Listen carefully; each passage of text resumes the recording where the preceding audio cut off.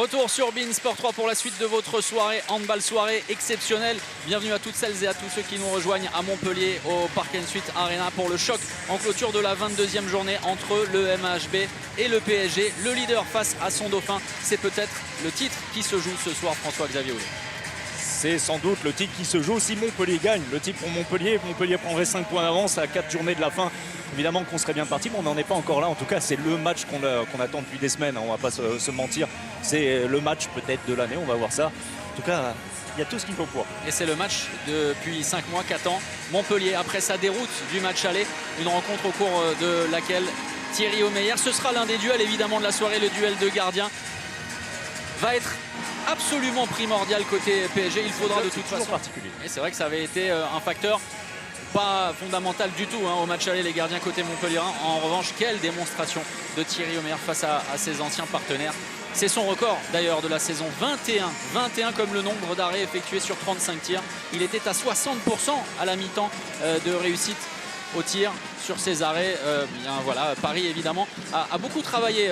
On connaît le côté Stakhanovic de Thierry Omeyer. Il connaît les tireurs montpelliérains absolument par cœur.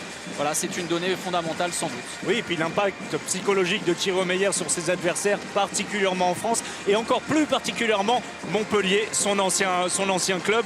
On sait qu'il y a des joueurs, hein, rappelez-vous, pendant le mondial du Qatar, Gaïc qui nous avait confié, alors en catimini, qu'il n'appréciait pas forcément jouer contre Thierry Omeyer. Ça s'était vérifié lors du match aller.